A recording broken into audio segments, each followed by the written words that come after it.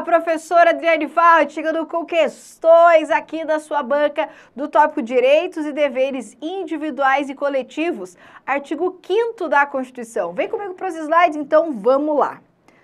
A questão diz ali, ó, diante do que dispõe a Constituição Federal sobre os direitos e garantias fundamentais, considere. 1. O direito à liberdade de profissão é protegido constitucionalmente, não podendo a lei estabelecer qualificações para o seu exercício. É exatamente o contrário, né? A Constituição, de fato, garante a liberdade profissional, mas a lei pode, sim, estabelecer qualificações para o seu exercício. Então, lembra lá que a Constituição vai dizer que é livre o exercício de qualquer trabalho, ofício ou profissão. A ideia da Constituição é que cada um possa seguir o seu sonho, entendeu? Siga o seu sonho, vai em busca daquilo que te faz feliz. Ou seja, vai exercer aquele trabalho, ofício ou profissão que você queira realizar. É livre. Entretanto, essa liberdade tem uma condição, que é o cumprimento das exigências previstas em lei. Nunca esqueça aqui o princípio da reserva legal.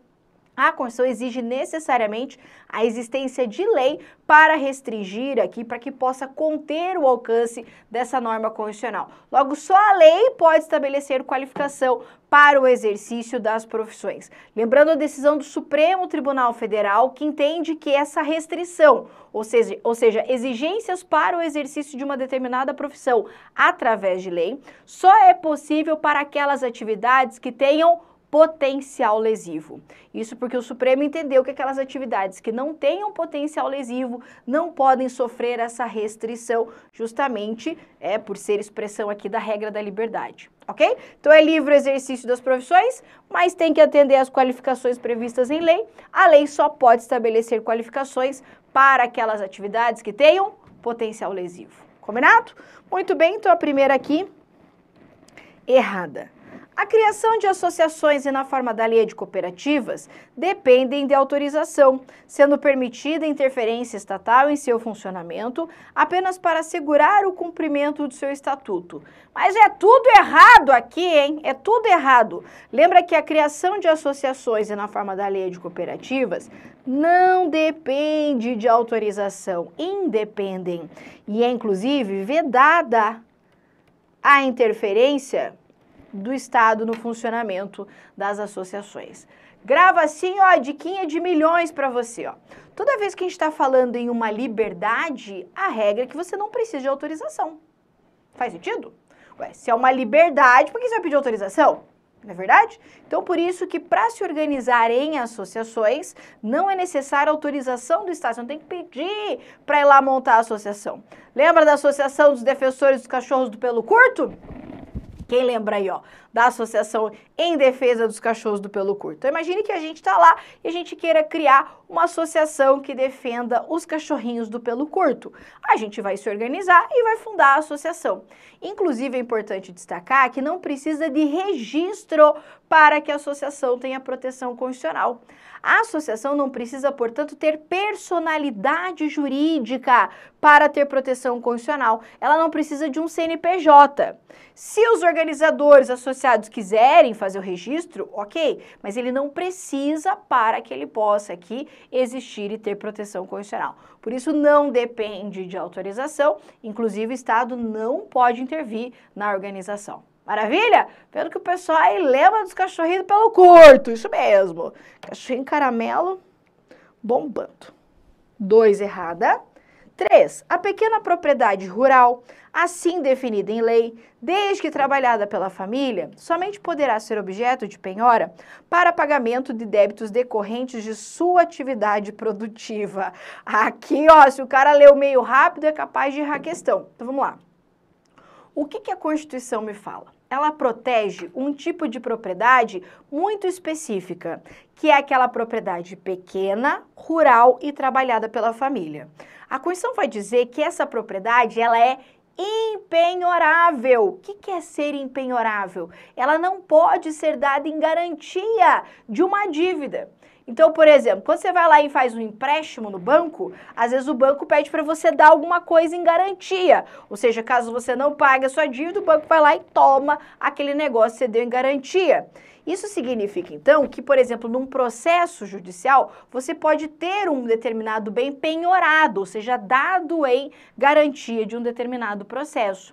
O que a Constituição Federal vai dizer é que se tratar desse tipo de propriedade, pequena, rural, trabalhada pela família, e se a dívida, que o débito for da própria atividade produtiva dessa propriedadezinha rural, esse bem, essa propriedade rural, não pode ser dada em garantia, ou seja, ela é impenhorável. E ele está dizendo ali, ó, que ela pode ser objeto de penhora, né? Então, ela não pode ser objeto de penhora para pagamento desses débitos. Errado. Aqui a minha dica desse tópico é só você tentar fazer um checklist, tá?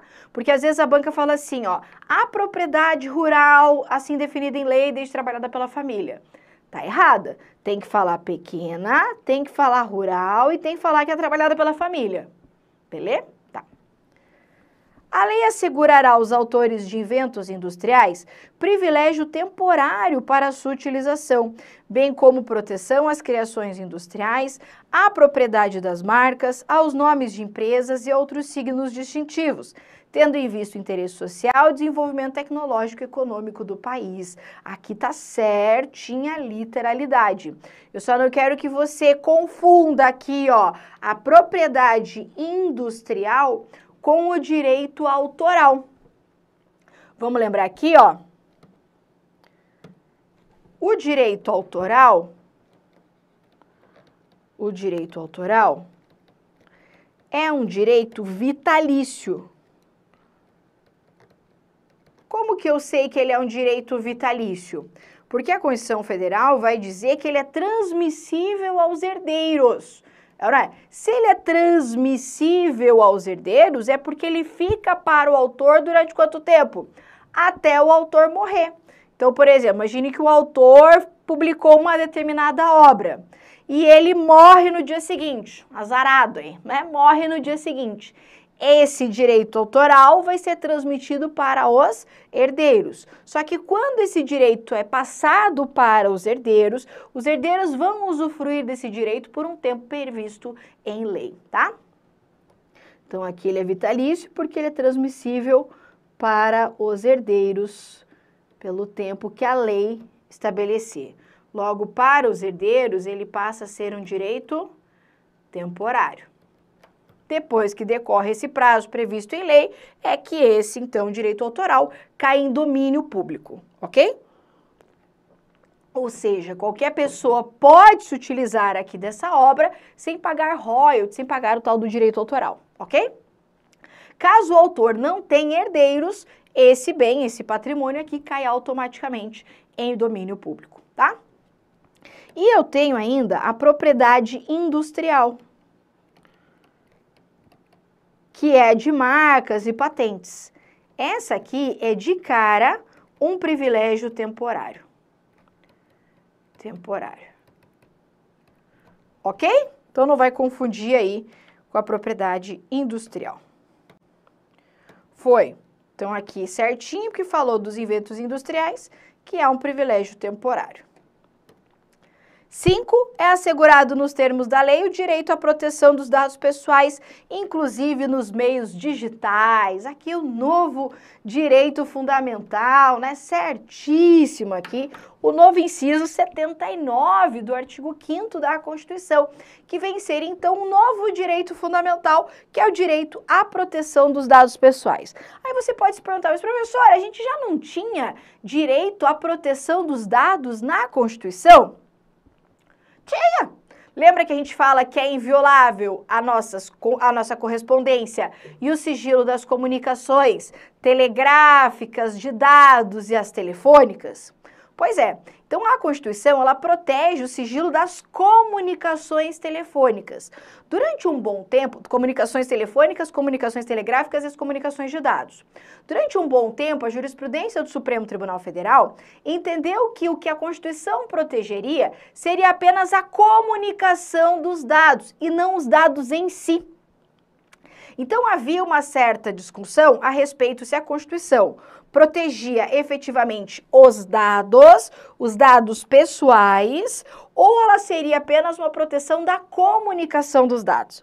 O STF manteve uma jurisprudência durante um bom tempo dizendo que era só a comunicação. Posteriormente que eu estou falando é super recente, o Supremo entendeu que o que há de proteção também não é apenas a comunicação dos dados, mas os dados em si. Inclusive, ficou uma decisão que foi tomada durante o período da pandemia. Só que, apesar disso, foi encaminhado, então, um projeto de emenda à Constituição para que ficasse claro que há, de fato, uma necessidade de se proteger os dados pessoais, de se proteger os dados do indivíduo, especialmente nos meios digitais, né? Especialmente essa comunicação aí dos dados digitais. Isso porque quando você quer acessar alguma coisa na internet, né? Vê aquele negócio assim que você nem sabe do que é, você só está aceitando ali, né? E está dando os seus dados, você está compartilhando informações suas, que no mundo do Big Data isso é muita coisa, né? Nós alimentamos aí algoritmos e interesses de milhares de empresas que vivem e ganham muito dinheiro com os nossos dados. E por isso, então, se decidiu criar um direito independente, um direito autônomo da comunicação de dados. O projeto de emenda que foi primeiro encaminhado incluía os dados pessoais junto com as comunicações. Mas depois eles decidiram separar e criar, portanto, um direito autônomo. Esse direito a gente sabe que ele é regulamentado pela famosa LGPD, que é a Lei Geral de Proteção de Dados, né? E a questão da necessidade de proteção dos dados pessoais é um problema da atualidade, especialmente diante da violação da nossa privacidade, né? O materialzinho já deve estar disponível. Como assim violação da nossa privacidade? Ué, é só você pensar, às vezes você vai numa farmácia, você não vai numa farmácia, você compra lá o medicamento, aí você passa os teus dados lá, e-mail, faz cadastro para ganhar desconto, né? Faz aqui o teu cadastro, você tem o cartão fidelidade, não sei o quê, você fala, cartão, não tem taxa, não tem nada, é uma loucura, né? Você falou louco, os caras só para pegar lá meu nome, meu telefone, meu endereço, vão me dar 20% de desconto? Quero. O brasileiro falou a palavra desconto, ele tá o quê? Eu sou assim, falou desconto, eu falo o quê? Eu quero, claro que eu quero, desconto é comigo mesmo. Aí você vai lá, passa os seus dados inocentemente e quando você vê, seus dados já estão compartilhados com outras empresas. Aí de repente você começa a receber uma propaganda de não sei da onde, um e-mail que chega para você do negócio, você fala assim, mas eu nunca me cadastrei para receber esse e-mail, o que é isso aqui? Alguém compartilhando seus dados. Tem uma história muito interessante para você nunca mais, né, esquecer da importância da proteção dos dados, porque às vezes você pode fazer uma questão discursiva sobre o tema, e isso é bem legal, né? Aliás, isso é objeto da minha pesquisa na dissertação de mestrado, que é justamente como que surge a necessidade da gente proteger os dados pessoais. Teve um caso nos Estados Unidos em que o pai ficou sabendo que a filha estava grávida pelo correio. Vou te contar a história.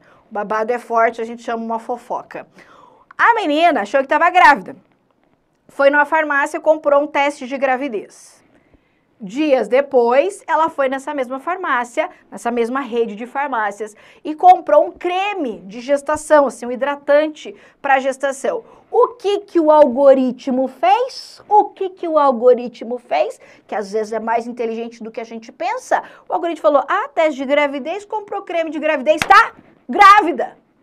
E daí essa informação foi parar numa empresa de departamento, que é uma empresa famosa, que é a Target, nos Estados Unidos. Essa empresa mandou mimos para ela, mandou cupom de desconto, não sei o que, para a aquisição de produtos de bebê. Produto de bebê? Aí chega lá o mimo de produto de bebê na casa e quem recebe? O vovô. Imagina o susto da galera, tipo, o que é isso? Mandaram errado, a menina, pior que não, ela tá grávida. Imagina essa situação, quer dizer, um negócio tão íntimo, particular como é uma gravidez, ser divulgado dessa forma. Imagina, nossa, já pensou, bebê? Como que ia ser? Eu ia ficar muito puta. Eu ia ficar muito puta da cara. Quer dizer, Há aqui necessariamente, e com certeza, uma invasão da privacidade, da intimidade das pessoas a partir desse compartilhamento de dados. Tá? Então, por isso, a necessidade de se instaurar aqui, de se colocar na Constituição como um direito fundamental para ninguém ter dúvidas, né? Muito bem. Tá aí, então, o novo direito. Segue para a próxima questão. Diante do que dispõe a Constituição Federal sobre os direitos e garantias fundamentais, letra A. É a todos assegurada, independentemente do pagamento de taxas, a obtenção de certidões em repartições públicas para a defesa de direitos e esclarecimento de situações de interesse pessoal. Mas já de cara, né? Já de cara é a nossa alternativa. Então lembra que a Constituição assegura dois grandes remédios administrativos, que é o direito de petição e o direito de certidão. A professora está dizendo que o direito de petição e o direito de certidão são remédios constitucionais? Sim, são remédios constitucionais de natureza administrativa, são garantias constitucionais. Então lembra que eu tenho remédios administrativos, direito de petição e direito de certidão, e eu tenho remédios constitucionais judiciais, habeas corpus, habeas data, mandado de segurança, mandado de injunção, ação popular. O direito de petição e o direito de certidão são assegurados independentemente do pagamento de taxas. Lembra que o que é assegurado independentemente do pagamento de taxa é certidão em repartições públicas, não em cartório extrajudicial, ok? Então, por exemplo, lá no cartório, sei lá, que você registra de registro civil, essas coisas, não é considerado aqui nesse conceito geral constitucional de repartição pública, tá? Então, é certidões em repartições públicas, ou seja, não é certidão em qualquer lugar, ou em qualquer ente, ou em qualquer órgão, ok? Muito bem. Então, aqui já é de cara ela, né? Tá. Letra B. Tendo em vista o princípio da inviolabilidade, não é admitido o ingresso na casa do indivíduo sem o consentimento do morador em nenhuma hipótese. Não dá para forçar, né? Em nenhuma hipótese. Vamos relembrar? Vamos lá. O que a Constituição me diz? Ela diz assim, ó. Então o Baby falou. Ela diz assim: a casa é asilo inviolável do indivíduo. Ou seja, a casa é a sua esfera de privacidade, de intimidade. Ninguém pode sair entrando na sua casa sem o seu consentimento. Ora, aliás, a gente aprende isso não no direito constitucional, com a educação. Ora, quando você vai na casa de alguém, o que você faz? Bate na porta, bate palma, toca a campainha, ou de casa, não sei o quê. Por que você faz isso? Para ser educado e cumprir a Constituição. Isso porque você só pode entrar na casa do indivíduo com o consentimento do morador. Entretanto, existem algumas situações que você vai poder entrar na casa de alguém, mesmo que o morador diga não. Quando que é possível? No caso de flagrante delito, flagrante de um crime, no caso de desastre, para prestar socorro ou ainda uma ordem judicial, ou seja, quando um juiz determina a entrada. Lembrando que no caso de ordem judicial, a entrada só pode ser feita durante o dia. Logo, com consentimento do morador. No caso de flagrante, desastre para prestar socorro, a entrada pode ser feita a qualquer hora do dia ou da noite. Ok aqui? Muito bem. Então, qual que é o erro? Em nenhuma hipótese, né? C. É permitida a criação de tribunal penal especial para o julgamento de crimes hediondos que provoquem grande repercussão social. Nada disso, né? Um tribunal penal especial seria, por exemplo, um tribunal de exceção aqui, né? Então, a gente sabe que não haverá juízo ou tribunal de exceção. Então, eu não posso criar um órgão especial para julgar só um determinado crime aqui, que seria, por exemplo, uma situação de tribunal aqui ou juízo de exceção, tá? Muito bem.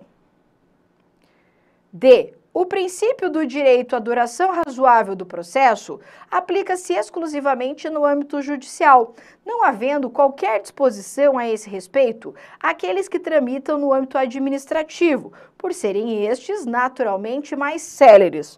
Ah, tá, vai vendo que é isso aqui.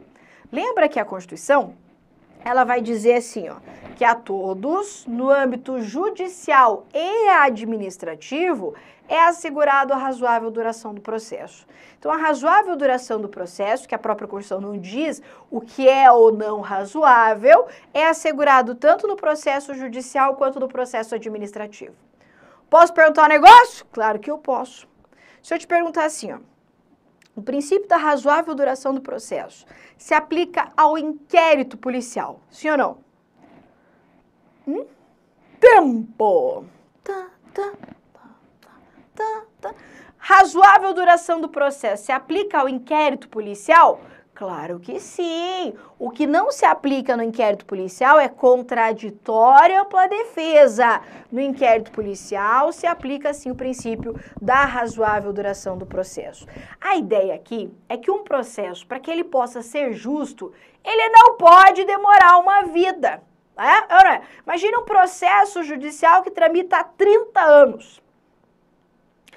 Cumpriu todas as formalidades, mas 30 anos? 30 anos? Você tá maluco? 30 anos, ninguém nem lembra mais pelo que tá brigando. Isso você já não morreu gente no caminho? Já é herdeiro que assumiu aquilo ali, já virou uma confusão. Uma vez eu me lembro, isso foi em 2013. Eu peguei um processo de 1980. Antes de eu nascer, que fique registrado. Processo de 1980. O processo, por Deus do céu, não é... Você calcule. As folhas já estavam soltando, aquilo estava já virado no que aquilo, entendeu? As partes não sabiam nem o que estava acontecendo, aí quem entrou com a ação, aí morreu, aí os herdeiros estavam assumindo, não sabiam o que era. A minha vontade era de tacar fogo naquele negócio, fazer de conta que pegou fogo. Nesse caso, a gente tem aqui a violação clara de um princípio constitucional, que é a razoável duração do processo. Não é possível, a gente sabe que a justiça é lenta, mas pera lá, né? Não precisa ser tão lenta assim. Por isso, vários mecanismos para acelerar o processo estão sendo implementados. Um deles é o processo eletrônico, que veio aí para, de fato, revolucionar a velocidade dos processos judiciais, tá? Então, aplica-se, sim, ao âmbito judicial, mas também ao âmbito administrativo. Letra E. Conceder-se-á mandado de segurança sempre que a falta de norma regulamentadora torne inviável o exercício dos direitos e liberdades constitucionais e das prerrogativas inerentes à nacionalidade, à soberania e à cidadania. Qual que é o remédio constitucional aqui? É o mandado de segurança? Não, nós estamos falando do mandado de injunção. Então, sempre que vier assim, ó, a falta, a ausência de norma regulamentadora, eu estou me referindo ao mandado de injunção e não ao mandado de segurança, né? Então, por isso, o gabarito ficou a letra A. Vamos para a próxima. Uma conceituada jornalista publicou nota em jornal de grande circulação afirmando que uma famosa atriz deixou de estrear um programa de televisão por estar acima do peso. Olha que fofoca! Conforme o importante executivo da emissora de TV teria revelado à repórter, em sigilo. Inconformada, a atriz processou a jornalista, exigindo que ela esclarecesse onde havia obtido a informação. Considerando o pedido da atriz na ação judicial e com base no que dispõe a Constituição Federal, a jornalista. Então, vamos lá. Uma jornalista foi lá, Léo Dias, né? Para quem não sabe, Léo Dias foi lá e publicou a nota dizendo que a atriz não ia fazer o programa porque estava acima do peso. Babado, gordofobia, aqui tudo que você quiser, já dá pra gente jogar aqui nessa roda. E daí, a atriz ficou indignada. E ela quer saber quem que contou isso. Quem que abriu o bico, quem que foi lá e falou essa informação aqui.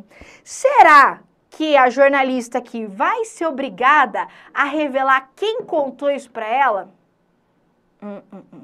Isso porque a Constituição garante, meu amor, o sigilo do X9. O sigilo do X9. Senhora, sigilo do X9 é isso mesmo, que é o sigilo da fonte. A Constituição, ela garante a todos o acesso à informação. O que é o acesso à informação? A informação é o direito de você informar, o direito de você se informar e o direito de você ser informado. Qual a diferença entre eles?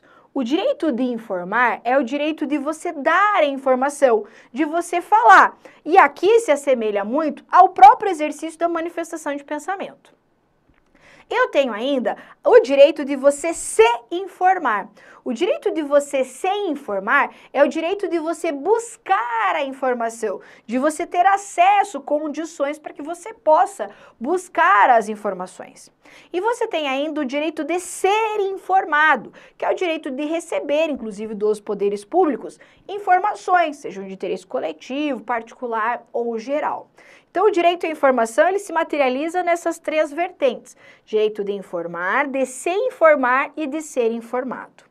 Só que a Constituição, justamente para garantir aqui o acesso à informação, ela resguarda o sigilo da fonte, quando necessário ao exercício profissional. Aqui a Constituição, ela está se dirigindo à liberdade de imprensa. Isso porque é a liberdade de imprensa que exerce aqui também o direito de informar, né, a liberdade de informar, também o direito aqui, que para nós é importante, de ser informado. Então, nós buscamos informações onde? Nos veículos de comunicação social, jornais, periódicos, etc.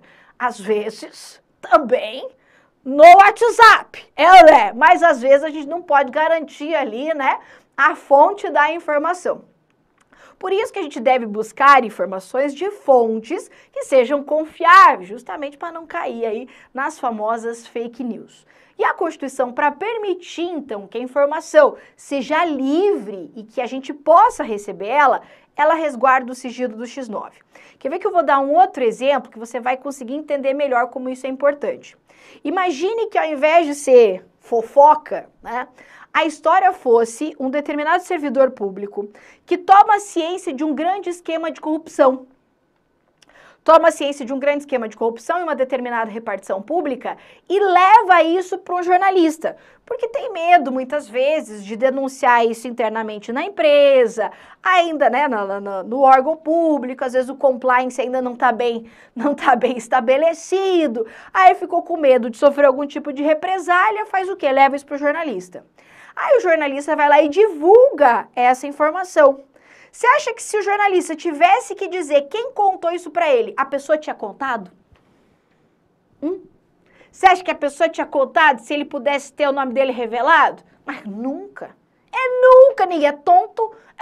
Ele vai falar assim, não, isso aí nem é comigo, né? Nem é comigo. O cara não ia dar a informação, essa que é a verdade. A comissão pensando nisso, falou, nós temos que proteger aqui o X9 para que as pessoas possam ter aqui, então, de acesso à informação. Mas, professora, e se a informação for mentirosa? E se a informação for inverídica? E se for uma fake news?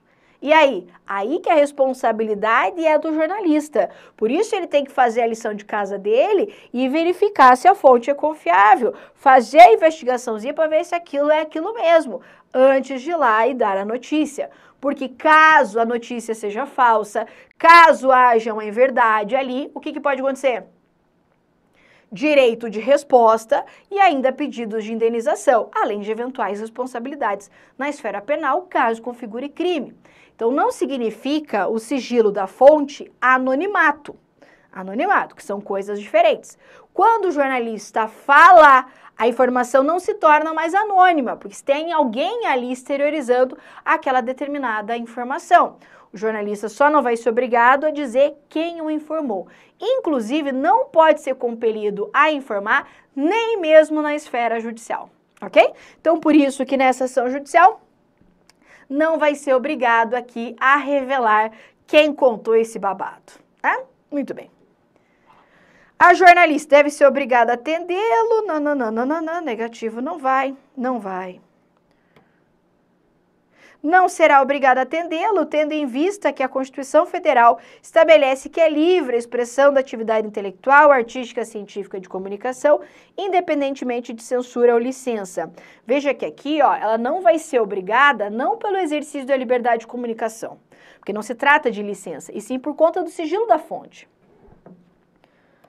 Não será obrigado a atendê-la, pois a Constituição Federal estabelece que é inviolável a liberdade de consciência? Não. Não será obrigado a atendê-lo, pois a Constituição resguarda o sigilo da fonte, quando necessário o exercício profissional. Aí aqui sim. Maravilha? Muito bem. Vamos terminar aqui esse tópico? Vamos lá.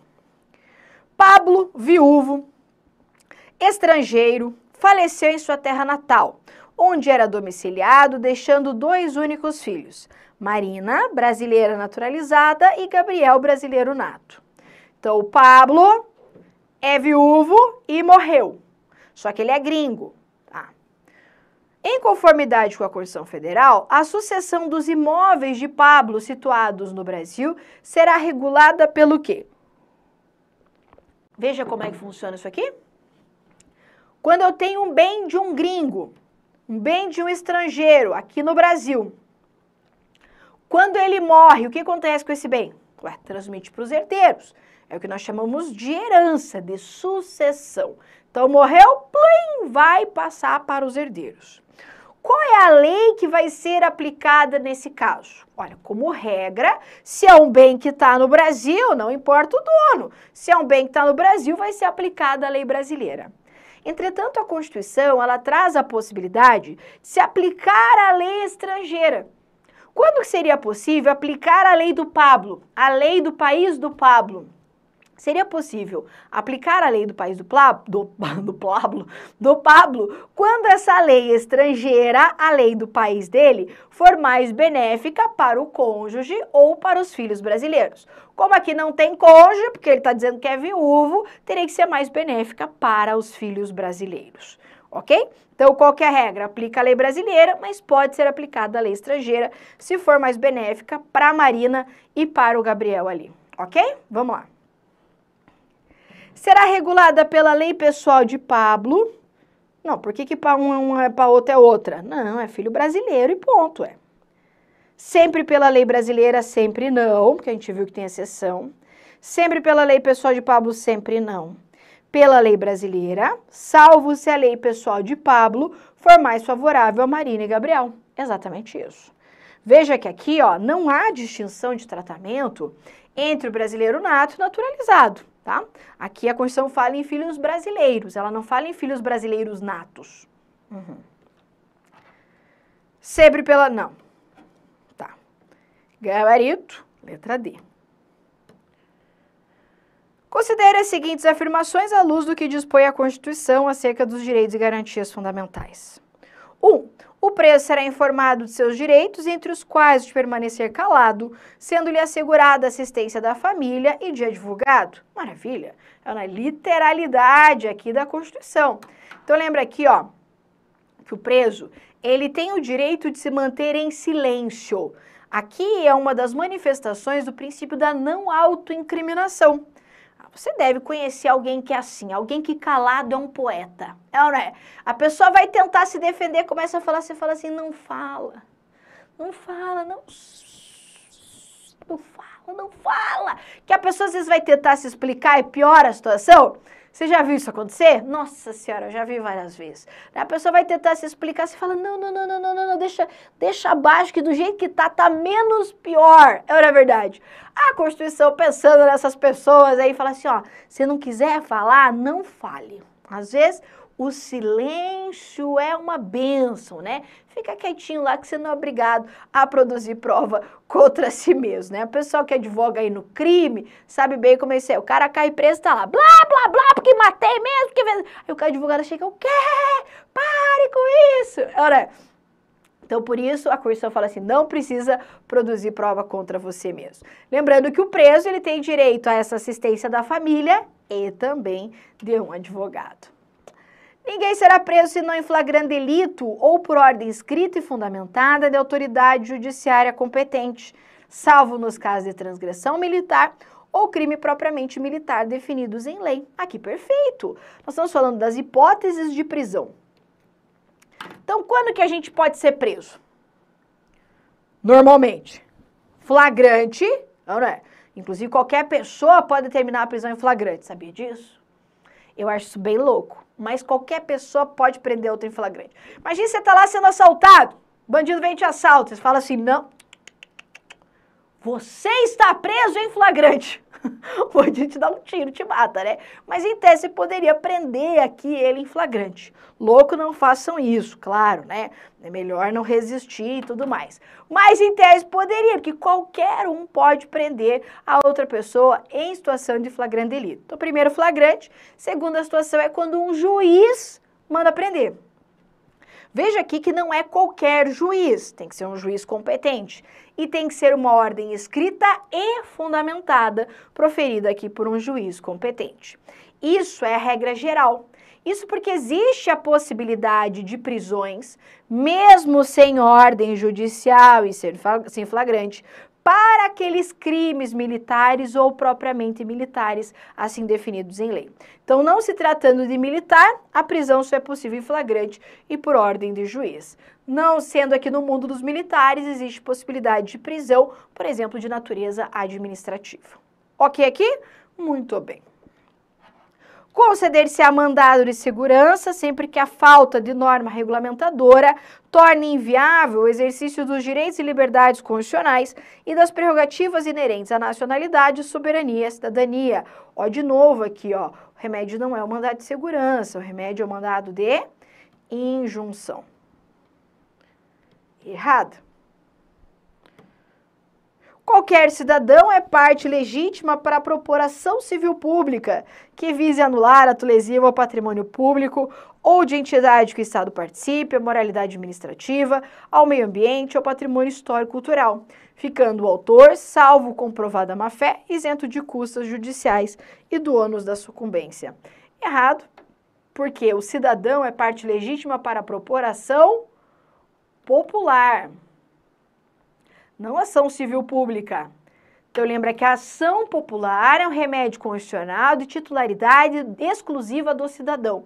Quando eu falo exclusiva, é exclusiva mesmo. Só o cidadão, ou seja, aquele brasileiro, no exercício dos direitos políticos, ou seja, que pelo menos tem o título eleitoral, é que pode elaborar uma ação popular.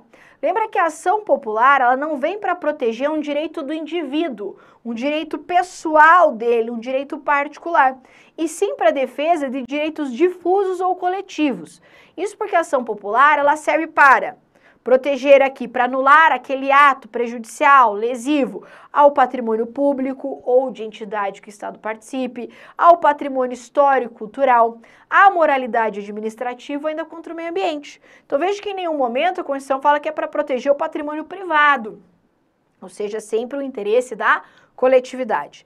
Lembrando que a ação popular, ela é uma ação gratuita para o autor. Então, para o cara que faz a ação, ela é gratuita, a não ser que ele esteja de má-fé. Logo, a gente pode dizer que a ação popular ela é uma ação gratuita para o autor de boa-fé.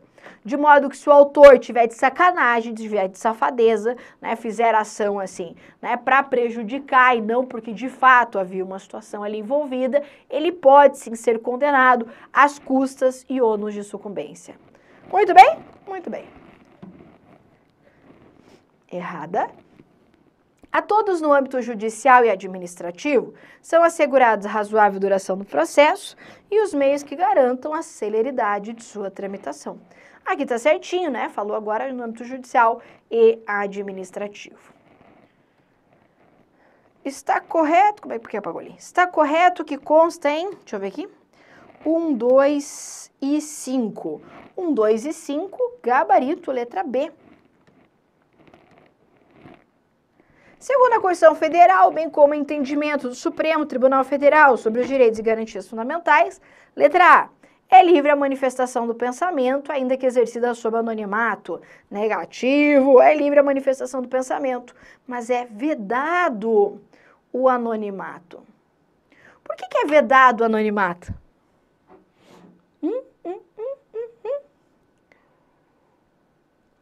Por que a Constituição garante a liberdade de manifestação do pensamento, que é a própria ideia de liberdade de expressão, liberdade de opinião, mas ela veda o anonimato? Ela veda o anonimato porque a liberdade de expressão no Brasil ela é garantida com responsabilidade. Então, não existe aquele negócio que você pode dizer tudo o que você quiser. Aliás, Quem me contou isso foi a minha mãe, não foi nem a Constituição que me contou isso, né? A minha mãe já dizia, filha, não pode falar tudo que a gente pensa, porque se a gente for falar tudo que a gente pensa, a gente vai o quê? Presa, né? Aí preso, não pode falar às vezes tudo que pensa. Tem pessoas que são assim, mas é que eu sou muito sincera. Para de falar que é sincero quando na verdade você quer ofender as pessoas, né? A pessoa é grossa e fala que é sincera. Eu sou muito sincera. Não, você é grossa, né? Você tá ofendendo ali a pessoa. Tem gente que fala que é sincera. Eu falo que é o sincericídio, né? A pessoa tem um sincericídio, né? Aflorado. A Constituição vem para combater esse sincericídio, entendeu? Quer se manifestar? Gata, vai lá e fala. Mas arque com as consequências. E é por isso que justamente há a possibilidade de responsabilizações pela manifestação do pensamento que a Constituição proíbe anonimato. Porque se eu não souber quem falou, como é que eu vou punir? Então lembra sempre, a liberdade de expressão, manifestação do pensamento, ela é garantida na Constituição, mas com responsabilidade. Quer falar? Fala, mas saiba que você pode ser responsabilizado, punido por isso. Inclusive, a Constituição garante aqui o chamado direito de resposta, que é o direito de você responder, de dizer o contrário, de replicar ou pedir a retificação em decorrência de uma ofensa sofrida em um veículo de comunicação social. Além do direito de resposta, você também pode pedir uma indenização. Essa indenização, ela pode ser tanto pelo dano moral, pelo dano material, ainda pelo dano à imagem. Claro, sem excluir, como eu já falei, a possibilidade das responsabilidades criminais. Tá bom. É livre a expressão da atividade intelectual, artística, científica e de comunicação, desde que haja prévia licença do poder público? Claro que não. Se é uma liberdade, não precisa de licença. Licença é uma espécie de autorização, né? Para você exercer a liberdade intelectual, artística, científica, de comunicação, você não precisa dessa licença. Aliás, é justamente com base nisso e outros dispositivos da Constituição que o Supremo Tribunal Federal entendeu que é inconstitucional a exigência de diploma para a atividade de jornalista. Você concorda comigo que a função do jornalista é a de comunicação? Se o jornalista ele é um comunicador, ele está transmitindo a informação, ele não precisa de uma licença para exercer essa profissão. É isso que o Supremo entendeu. Ele não precisa, portanto, de um diploma para exercer essa atividade. Ok? Lembrando que dentro da atividade intelectual, a gente pode considerar a atividade científica. A atividade científica, que a gente está falando da produção de ciência, pesquisa, né, da filosófica, tudo incluído dentro também dessa atividade intelectual. A atividade artística, que eu estou falando da produção de arte mesmo, artes plásticas, música, cinema, teatro, pintura, sei lá, as diversas artes, né, um instrumento, alguma coisa assim. Então, você quer viver da sua arte, né? Quer ir lá e criar e sair na rua, ir lá tocando instrumento, não sei o quê, você é livre para exercer essa atividade, não pode o Estado exigir ali uma licença, uma autorização para isso, tá? C. É inconstitucional fixar cotas em universidades para alunos que sejam egressos de escolas públicas, por ofensa ao princípio da igualdade. Exatamente o contrário que já o Supremo Tribunal Federal entendeu. O STF já entendeu que isso é constitucional. Seria que para uma reparação mesmo, né, para garantir o princípio da igualdade material. Muito bem, isso aqui a gente já falou várias vezes. D. As associações só poderão ser compulsoriamente dissolvidas ou ter suas atividades suspensas por decisão judicial, exigindo-se em ambos os casos o trânsito em julgado. Essa aqui também não cai. Essa aqui sempre cai, você não pode cair nessa pegadinha, né? Então vamos lá. Lembra que para criar a associação não precisa de autorização e o Estado não pode se meter na vida da associação, até porque é uma liberdade. Pensa que a associação é um instrumento para o próprio exercício da liberdade de expressão. Então lá, vamos imaginar a Associação dos Cachorros do Pelo Curto, lembra? Então vamos imaginar que nós, defensores do cachorrinho caramelo, criamos a associação para defender essa categoria de cachorrinhos tão discriminada e rejeitada pela sociedade, que só defende cachorros de pelo longo. Sentiu essa revolta comigo aí? A sociedade só quer saber daqueles cachorros de madame, aqueles peludão, né? Aqueles Spitz que custam um carro popular, aquele cara que dá pet shop, dá problema de pele, não sei o que, tal. E a gente fala assim, e os do pelo curto? E ninguém quer saber. Vamos defendê-los, vamos fundar a nossa associação. E a gente lá tá comprometido com isso e tudo mais. Aí vamos imaginar um belo dia que a gente chega e fala assim, deu, né? Deu esse cachorro de pelo, negócio de pelo curto? Ai, cansamos, né? A gente já foi, já fez evento, já fez passeata, já não sei o que, tal. Vamos parar com esse negócio de pelo curto? Vamos, e a gente resolve dissolver a associação. Maravilha, a gente vai lá e dissolve, né? Na forma do regimento, do estatuto, sei lá o quê. Agora, existe a possibilidade da associação ser dissolvida de forma compulsória. Ou seja, sem que os associados queiram. Aí, nesse caso, a Constituição vai dizer como que isso pode ser feito. Por quê? Porque eu estou diante de uma das liberdades mais importantes, que é a liberdade das pessoas se agruparem de acordo com interesses em comum. Logo, o Estado não pode dizer assim, pode vir qualquer um e sair fechando uma associação. Não. A Constituição diz assim, para suspender as atividades de uma associação, ou seja, para que ela pare de funcionar, ainda que em caráter temporário, ou para dissolver, para acabar com a associação, precisa de uma decisão judicial. Só um juiz, e aqui então o princípio, né, da reserva de jurisdição, só um juiz pode dizer se a associação vai continuar funcionando ou não vai continuar funcionando. Só que cuidado aqui, quando eu falo em suspender as atividades, eu estou falando de algo temporário, concorda comigo? Enquanto que dissolver é algo que acabou, já era, foi-se.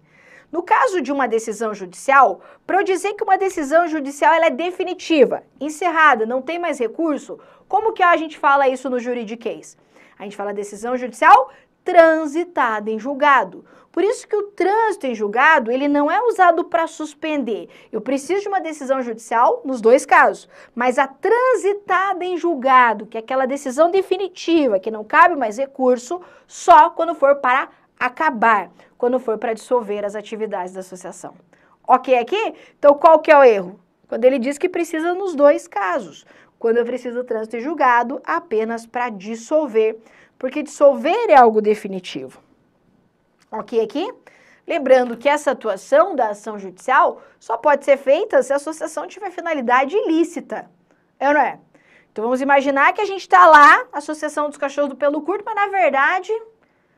esse pelo curto ali, na verdade, é uma sigla para a gente falar, sei lá, para a gente ter uma associação de fachada.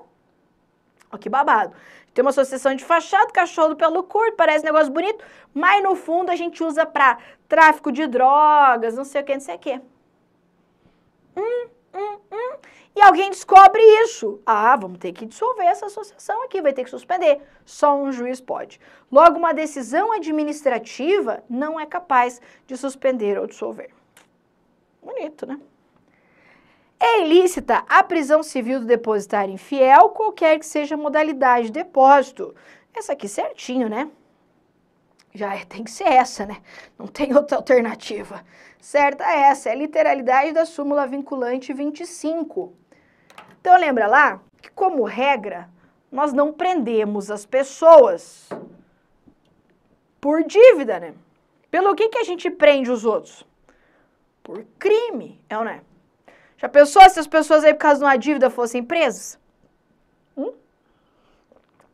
Tô devendo uns boletos, cadeia.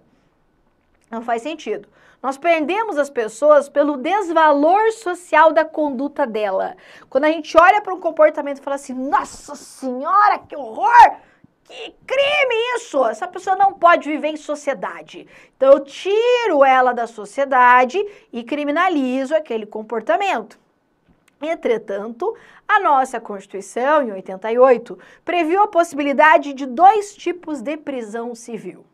A prisão do devedor voluntário e inexcusável de alimentos. Todo mundo sabe aí, ó, que não pagou pensão.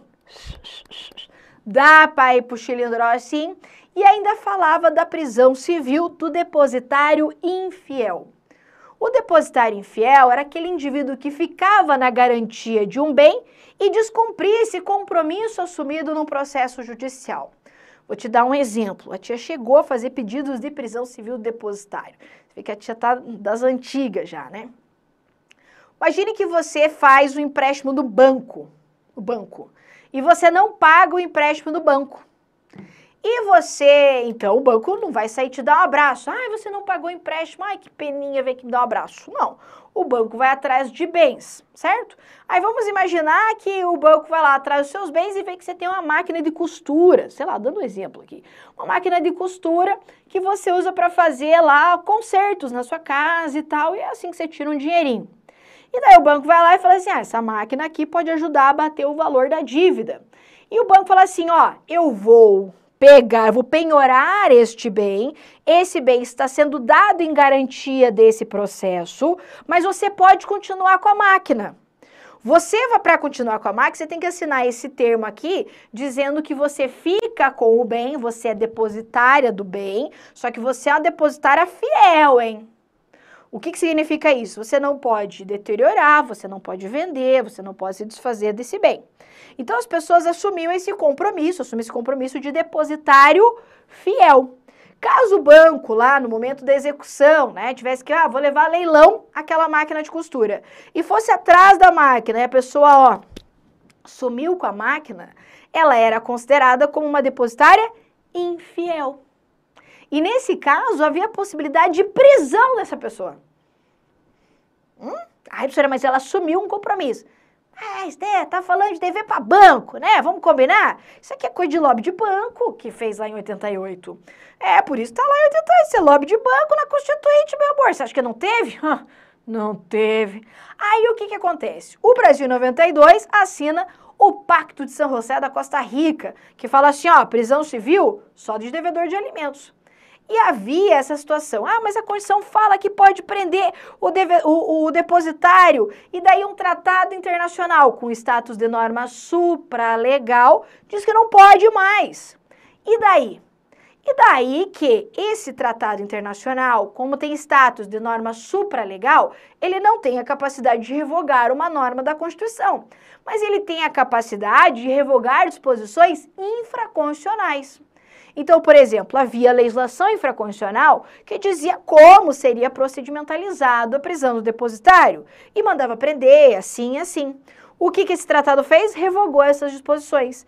E daí o banco ficava naquela pressão, né? Tem que prender porque está na Constituição. Mesmo que a legislação civil tenha sido revogada, a Constituição Federal ainda garante. E daí ficava naquela disputa. Até que o Supremo Tribunal Federal veio, editou súmula vinculante e falou assim, não pode. É ilícita a prisão civil do depositário infiel em qualquer modalidade de depósito. Ok aqui? Muito bem. Então, por isso, é esse o nosso gabarito.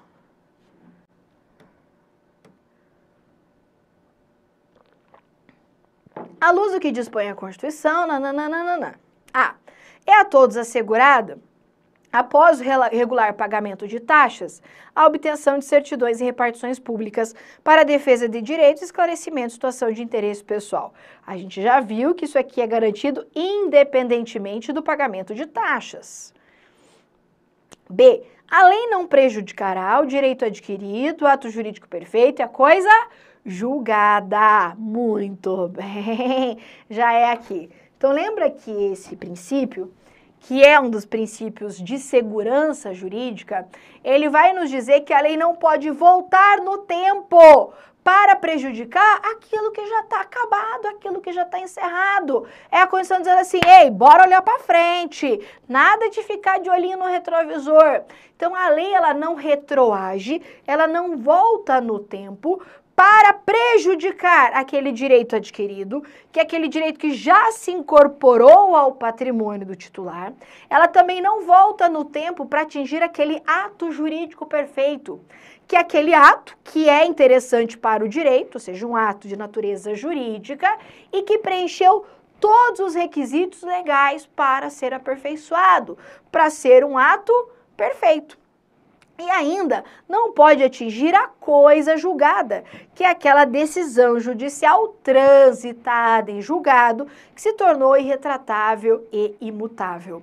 Ok? Então é isso. A lei não volta no tempo para prejudicar direito adquirido, ato jurídico perfeito e a coisa julgada. Pois é, tô sabendo dessa decisão do STF aí, que vai dar muito pano pra manga ainda isso, né? Mas o que importa pra nós é a Constituição aqui, graças a Deus. A sucessão de bens estrangeiros situados no país será regulada pela lei brasileira, em benefício do cônjuge ou dos filhos brasileiros, ainda que lhe seja mais favorável a lei pessoal do decujus. Aí aqui no ainda que não, né? Então lembra que aplica a lei brasileira, sim, em benefício do cônjuge ou dos filhos brasileiros, sempre que não seja mais favorável a lei pessoal do decujus. Isso porque se a lei estrangeira, ela for mais favorável, aplica a ela. Isso é o que a Constituição fala em lei pessoal do decujus. O que é decujus? Decujus é o falecido, é o que morreu aqui, é o gringo que morreu. Então, lei pessoal do decujus é a lei estrangeira do falecido, tá? No caso de iminente perigo público, a autoridade competente poderá usar de propriedade particular assegurada indenização prévia em dinheiro. Meu amor, não vamos confundir requisição administrativa com desapropriação.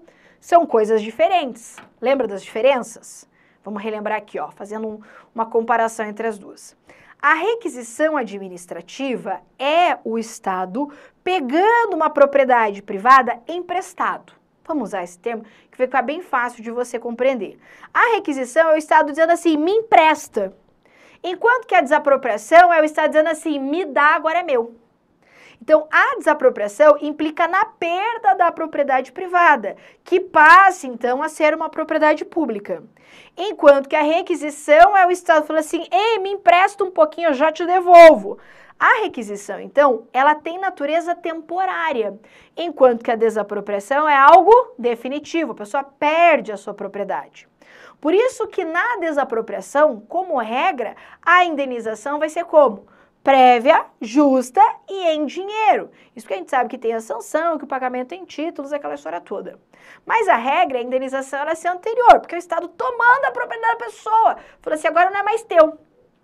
Tudo bem, aqui a gente até entende, a supremacia do interesse público ou privado, mas me paga, né?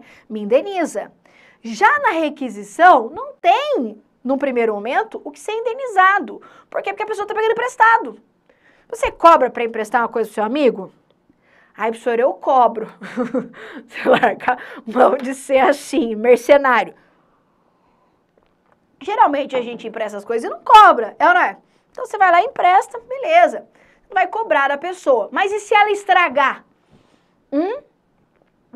Se ela estraga o negócio que você emprestou, né? Você vai lá e empresta, seu amigo chega assim, ô, me empresta aquela tua caixinha JBL lá, não sei o que você tem assim guardado no coração, você não entrega pra ninguém, mas é teu melhor amigo pedir emprestado. Aí você empresta. Aí o beleza vai lá e estraga. Nesse caso, faz o quê? Lógico que daí vai ter que indenizar. Que é isso? Onde já se viu? É a mesma coisa que o Estado. O Estado fala assim, me empresta. Você fala, beleza, só que se você estragar, se você gerar algum tipo de dano, aí você vai ter que indenizar. Por isso que na requisição, a indenização é só posterior. Porque vai depender se vai existir dano ou não pelo uso. Veja, então, que a cessão do direito de uso, esse emprestar, é gratuito. A indenização aqui, portanto, vai ser só na hipótese de dano. Lembrando que esse empréstimo aqui não é assim, eu empresto se eu quiser. Não, aqui é algo compulsório. Então, tanto na requisição quanto na desapropriação, nós temos atos compulsórios. Ou seja, quando o Estado chega e fala assim, me empresta, não é assim, eu vou pensar. Não, empresta sim. Você não pode dizer, não sei, vou pensar ou não empresto. Vai ter que emprestar. Se em decorrência do uso tiver dano, aí haverá indenização. Da mesma forma a desapropriação. Você não pode falar assim, não vou dar propriedade. Não, vai ter que dar, né? Você pode discutir eventualmente o valor aí da indenização. Ok? Muito bem. Então a indenização é posterior e só se tiver dano. Muito bem. A lei não excluirá da apreciação do poder legislativo lesão, ameaça a direito. Gente, por favor, a lei não excluirá da apreciação do poder judiciário, lesão, ameaça, direito. É o famoso princípio aqui, ó, da garantia do acesso à justiça ou o princípio da inafastabilidade da jurisdição. É a Constituição dizendo assim, se der treta, se alguém estiver ameaçando um direito seu ou lesando um direito seu, corre que o judiciário vai resolver esse conflito. O judiciário é, portanto, o órgão estatal responsável pela solução de conflitos, aquilo que nós chamamos de lide, né? Então, eu digo A, você diz B. Como que nós vamos resolver esse conflito? Letra A, no soco. Letra B, se xingando na internet. Letra C, levando para o judiciário resolver. Não diga a letra A, é a letra C, leva para o judiciário resolver esse conflito. Isso significa também que eu não preciso esgotar as instâncias administrativas para me socorrer do Poder Judiciário. Logo, como regra, eu não preciso recorrer administrativamente para pegar uma decisão administrativa, por exemplo, e submetê-la à apreciação do Poder Judiciário. Essa aqui é a regra. Entretanto, nós sabemos que em alguns casos existe a necessidade de ou se esgotar a instância administrativa ou pelo menos iniciá-la, que nós chamamos de esgotamento da via administrativa ou jurisdição condicionada. Lembra disso? Quando que eu tenho que esgotar a instância administrativa? Nas hipóteses de disputas na justiça desportiva.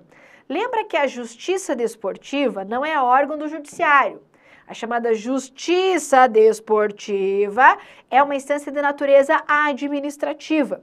Mas a Constituição expressamente exige que, em se tratando de disputas aqui no âmbito desportivo, conflitos no âmbito do desporto, primeiro vai para a justiça desportiva e depois o judiciário, ok? Eu tenho um outro exemplo também aqui de jurisdição condicionada, que seria a hipótese do habeas data. Para eu poder fazer o habeas data, eu tenho que primeiro ir lá no órgão público, perante o ente que tem ali os meus dados e solicitá-los. Caso ele não forneça, é aí que eu posso me socorrer do habeas data, ok? Então, o princípio da inafastabilidade da jurisdição, o acesso à justiça, a lei não pode criar obstáculos para que eu possa me socorrer do Poder Judiciário, entretanto, há situações em que eu preciso iniciar ou esgotar a instância administrativa para daí me socorrer do judiciário. Maravilha? Muito bem. O gabarito ficou qual mesmo? Letra B. Acerca do que estabelece a Constituição Federal em matéria de direitos e garantias fundamentais.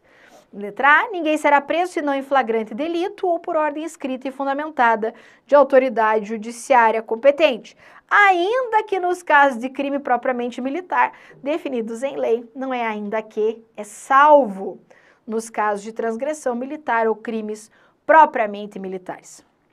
Letra B, as presidiárias serão asseguradas condições para que possam permanecer com seus filhos durante a infância da criança. Bem que as mães queriam, né? Mas é durante o período da amamentação. Aqui a Constituição, ela traz uma garantia tanto para a presa, mas também aqui uma garantia de que a pena não passa da pessoa do condenado. Vamos pensar? A presa está grávida e tem um nenê. Ela precisa amamentar. É um direito dela amamentar, mas é também o direito da criança de ter esse período de amamentação, de receber o leite materno. Se o Estado proíbe isso, além de violar um direito da mãe aqui, viola também um direito da criança. Ou seja, a pena que seria exclusivamente da mãe acaba sendo transferida também para a criança. Então, por conta disso, é que a Constituição garante que as presidiárias podem ficar com seus filhos durante o período da amamentação. Veja que no texto constitucional ele não diz por quanto tempo, né? Quem vai regulamentar isso é a legislação infraconstitucional, 6 meses, quanto tempo que é esse período da amamentação, tá? Se fosse assim, né, sem definição de período, e eu tô presa, falava a verdade. Se eu tô presa e é durante o período da amamentação, meu filho mama até quando? Até eu terminar de cumprir a pena. Até terminar de cumprir a pena. Mas, né, a lei estabelece prazos para isso, mas a Constituição não, tá? C. A pequena propriedade rural, lembra? Pequena, rural. assim definida em lei, desde que trabalhada pela família, não será objeto de penhora para pagamento de débitos decorrentes de sua atividade produtiva, dispondo a lei sobre os meios de financiar o seu desenvolvimento. Isso mesmo. Lembra que ela é impenhorável. Fez o checklist certinho. Será admitida ação pública nos crimes de ação privada se essa não for intentada no prazo legal. Opa, que ele inverteu aqui, né? Lembra? Será admitida ação privada nos crimes de ação pública se essa não for intentada no prazo legal. Então aqui, claro que isso aqui não é aula de penal, processo penal, mas existem dois tipos de ações aqui no âmbito penal. A ação penal pública e a ação penal privada.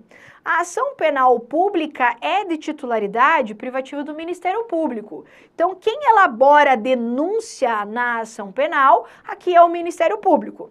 E eu tenho as ações penais privadas, que são para determinados crimes, que quem tem que fazer essas ações é o próprio ofendido, através do negócio chamado queixa-crime.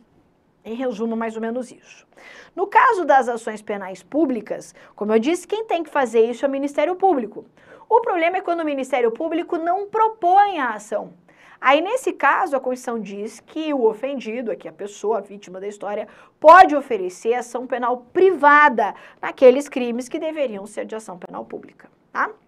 Mas só abre essa via de forma subsidiária se o Ministério Público não impetrar aqui, não intentar ação no prazo legal. Ok? Muito bem. É livre a locomoção no território nacional em tempos de guerra ou de paz, podendo qualquer pessoa, nos termos da lei, nele entrar, permanecer ou dele sair com seus bens. A liberdade de locomoção, aqui de forma ampla, é garantida em todo o território nacional em tempo de paz. Tá? Isso porque em tempos de guerra, há possibilidade de restrições maiores aqui à liberdade de locomoção, além das estabelecidas em lei. Maravilha? Muito bem. Ficou a letra C. Mais uma questãozinha aqui para nós. Vamos tomar água, senão o baby reclama aqui.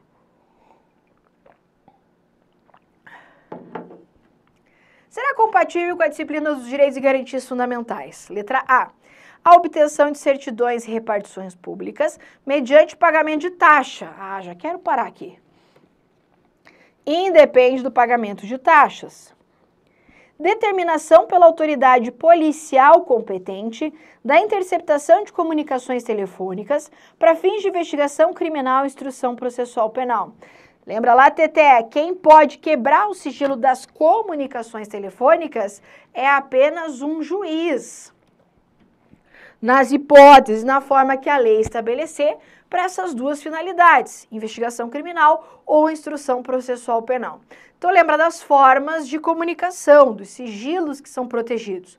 Correspondência, comunicação telegráfica, comunicação de dados, comunicações telefônicas. A comunicação telefônica é a conversa na hora que ela está sendo realizada. Então, você está lá conversando com o pantufinha, com o gatinho, com a gatinha, está lá, e aí, bem, não sei o que, não sei o que, não sei o que, não sei o que. Se alguém está ouvindo isso, você tem uma interceptação telefônica. Alguém está ouvindo essa conversa. Antigamente tinha muito isso.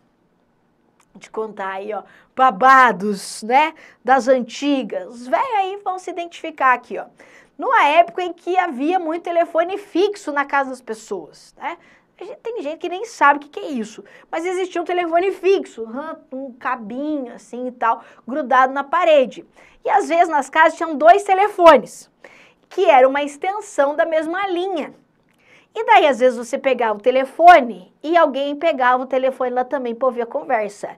A minha irmã era um clássico disso. Eu tava lá às vezes conversando com o gatinho, né, porque não tinha celular. Aí ele ligava na casa da gente, tinha que ser, ó, ligar, às vezes o pai atendia, aquele constrangimento.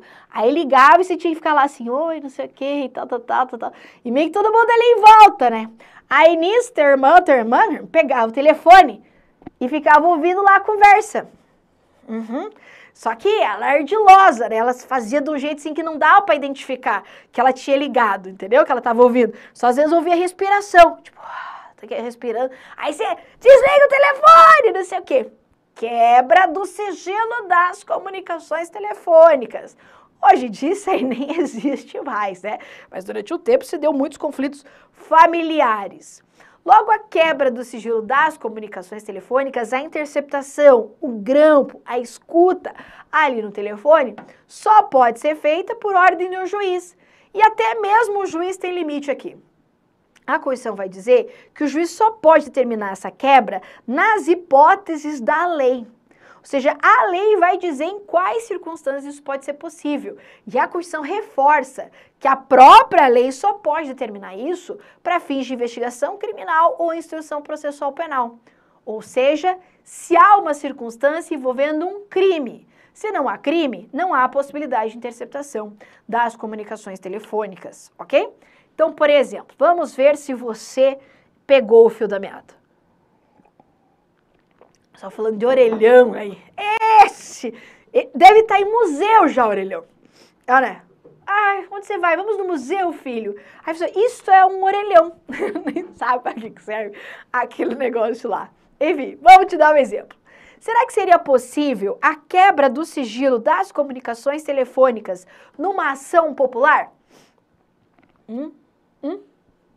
Tempo. Sim ou não? Claro que não, claro que não. A ação popular não é uma ação para investigar crimes. Logo, se não há crime ali que está sendo analisado, não pode determinar a quebra do sigilo das comunicações telefônicas. Ok? Muito bem. C. Utilização pela autoridade competente de propriedade particular, no caso de iminente perigo público, assegurado ao proprietário indenização posterior se houver dano. Agora sim, né? Indenização depois e só se tiver dano. D. Imprescritibilidade dos crimes decorrentes da prática de racismo, do tráfico de entorpecentes, drogas afins e da ação de grupos armados contra a ordem constitucional e Estado democrático. Opa, aqui quem assiste às nossas aulas já tá gritando a tabelinha da alegria. Sim ou não? Ô, louco, claro que sim. Lembra lá dos mandados de criminalização? Lembra que todos os crimes são inafiançáveis. Racismo, ação de grupos armados, civis ou militares contra a ordem constitucional e Estado democrático, tráfico, tortura, terrorismo e os crimes hediondos.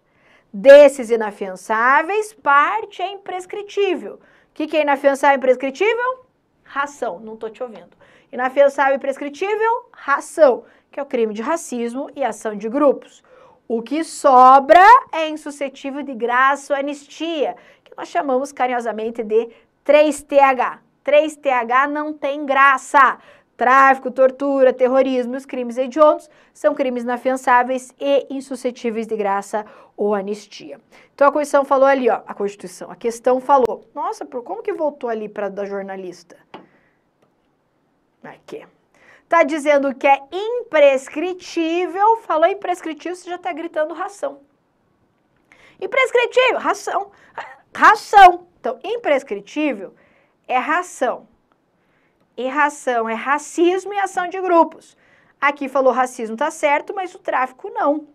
Tráfico é inafiançável e insuscetível de graça ou anistia. Maravilha? Tô vendo aí o pessoal já de 3TH, isso aí mesmo. Muito bom. Tem letra E, claro. Entrada na casa do indivíduo, independentemente de consentimento do morador, a qualquer hora, para cumprimento de determinação judicial. Ordem judicial se cumpre apenas durante o dia. Gabarito, letra C. Tem mais duas ainda aqui. Mas que coisa, ele tá bugandinho aqui. Vamos ver. Aí.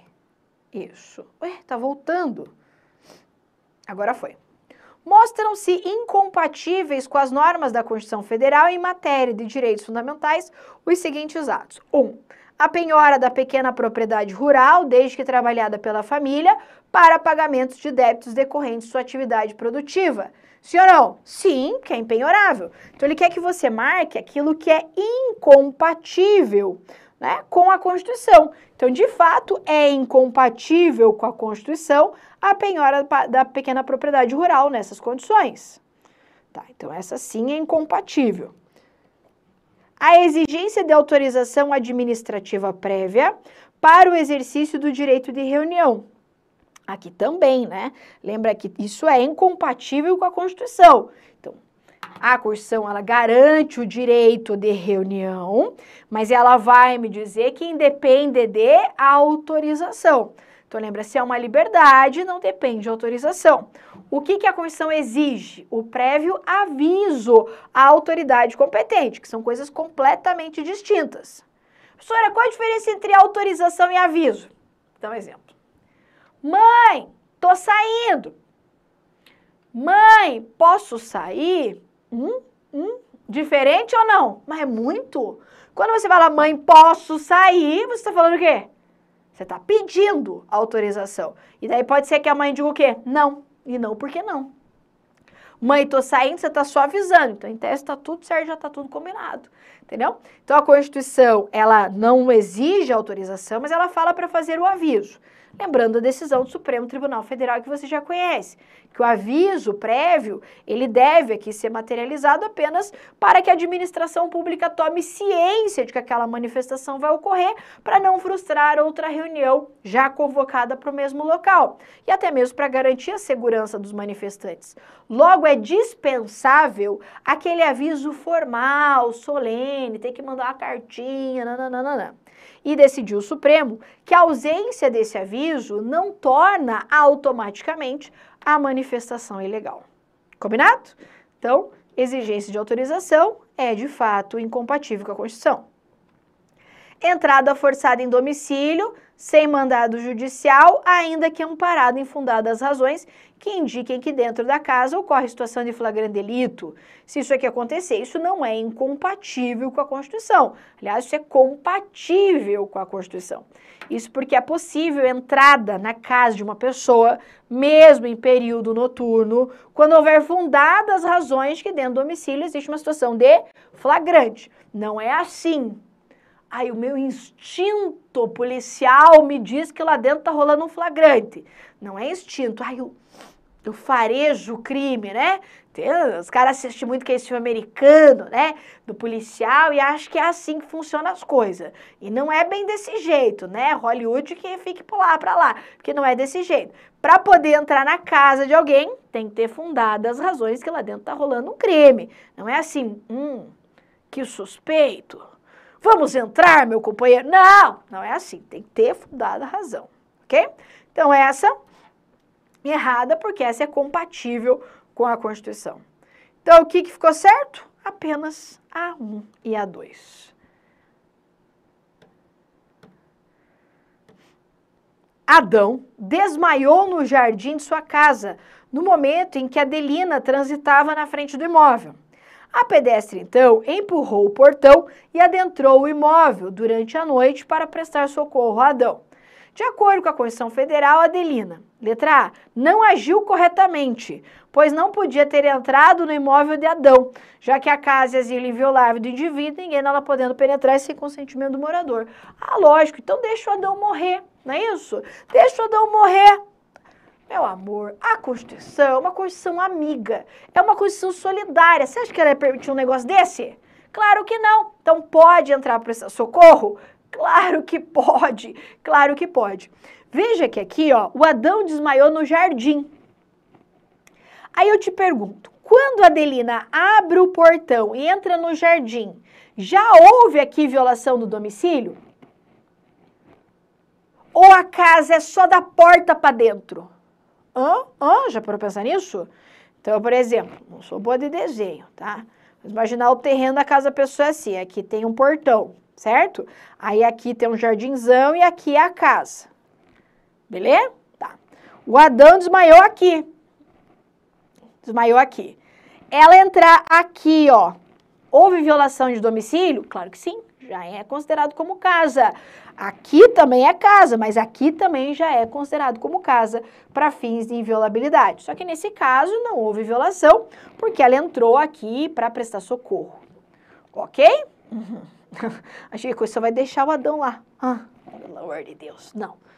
Se você tem coração bom, você acertou essa questão.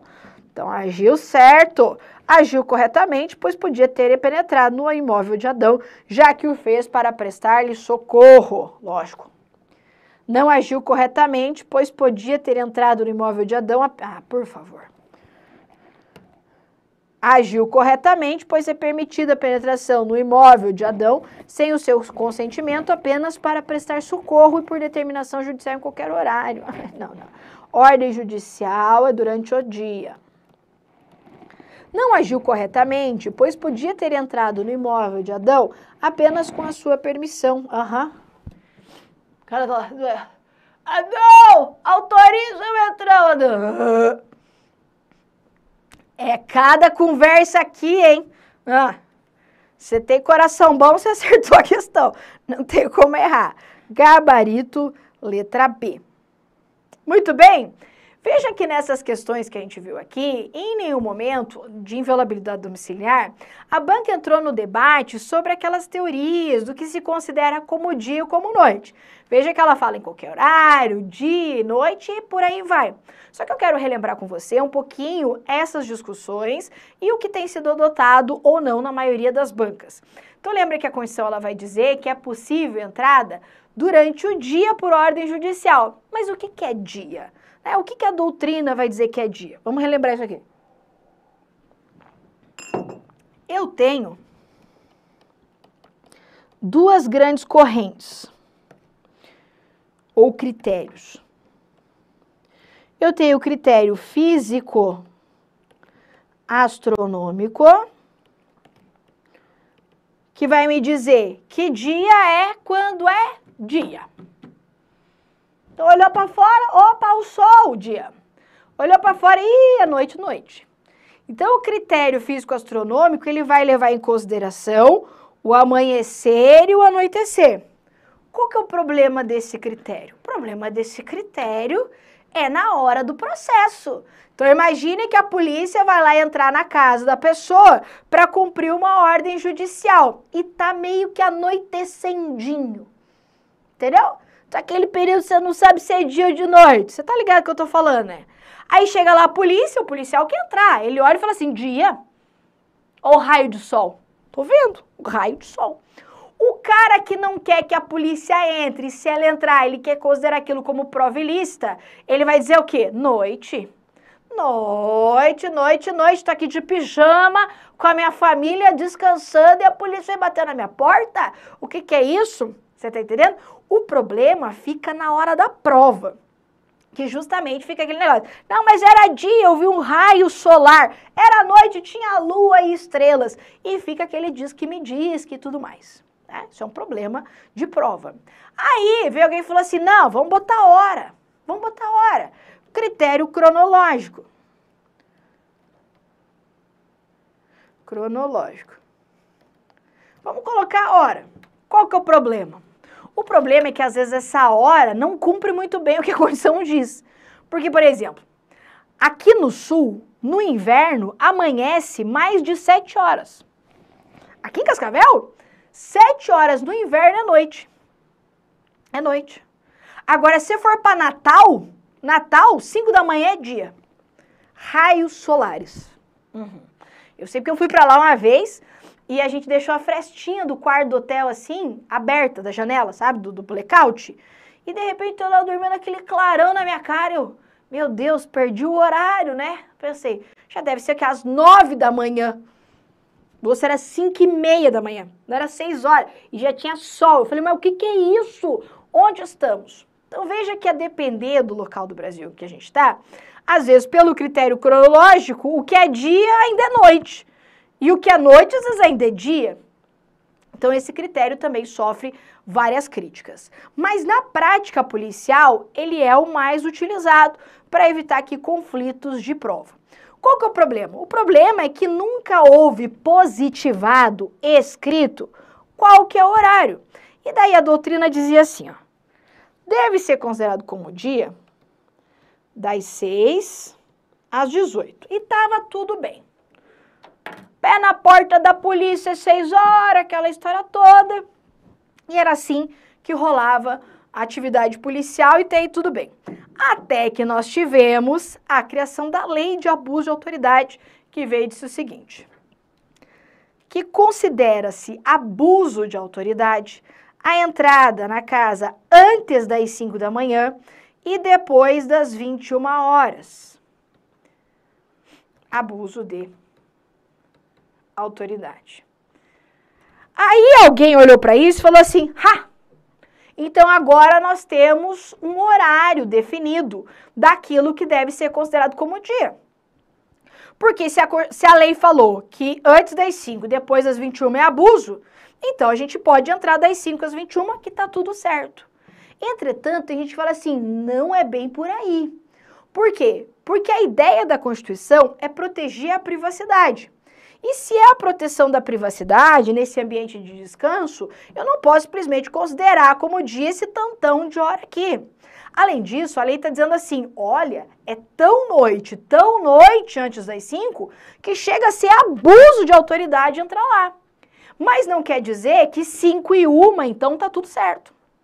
Então veja que ainda há uma certa discussão doutrinária sobre o qual deve ser de fato esse horário. Se vai prevalecer a lei de abuso de autoridade, agora então está consolidado 5 às 21, ou se a gente só considera isso para fins de abuso de autoridade mesmo. Bom, o fato é que na atividade policial, eles continuam cumprindo as ordens judiciais das 6 às 18, ok? Para garantir que isso aqui não vai dar nenhum tipo de problema, tá? As bancas elas vêm divididas. Então você vai ver questões que falam lá da lei de abuso de autoridade, que vai cobrar o horário da lei de abuso de autoridade. E em geral, as bancas, você viu que isso não é a prática da FCC, e em geral, as bancas, elas vêm colocando horários que não dá polêmica. Por exemplo, vai falar que entrou às 9 da manhã. Tá tudo bem. Entendeu? Vai trazer um horário aqui que não gera nenhum tipo de divergência. Há bancas que vão além e colocam assim, ó. Considere que em uma determinada localidade amanheça às 6h15 da manhã e anoiteça às 17h58. Quando ele te dá isso, amanhece esta hora, anoitece esta hora, ele tá falando assim, ó, eu tô usando o critério físico astronômico e tô te ajudando dizendo quando que isso acontece. E daí você usa aquele critério que está no enunciado, entendeu? Então é assim que a gente leva para a nossa prova. Maravilha! Fico por aqui nesse bloco de questões. Espero que você tenha gostado. Até a próxima. Tchau, tchau.